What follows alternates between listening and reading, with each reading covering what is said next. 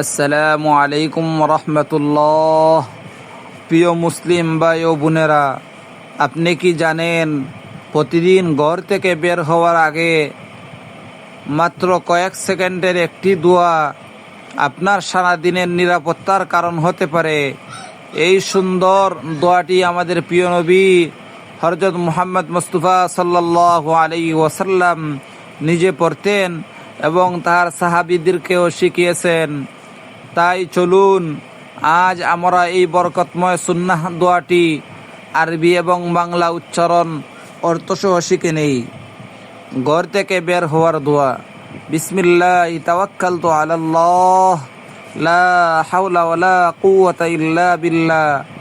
আমি আবারও বলছি, বিসমিল্লাহি তাওয়াক্কালতু আলাল্লাহ, লা হাওলা ওয়ালা কুওয়াতা ইল্লা বিল্লাহ।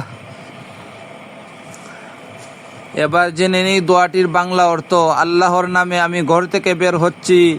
আমি একমাত্র আল্লাহর উপরেই ভরসা করলাম। আল্লাহর সাহায্য ছাড়া কোনো শক্তি ও ক্ষমতা নেই।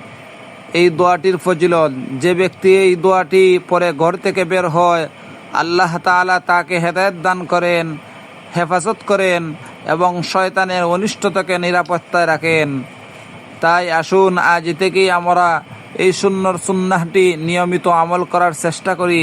আল্লাহ তাআলা আমাদের সবাইকে রাসূলুল্লাহ সাল্লাল্লাহু আলাইহি ওয়াসাল্লামের সুন্নাহ অনুযায়ী জীবন পরিচালনার তৌফিক দান করুন। আমিন।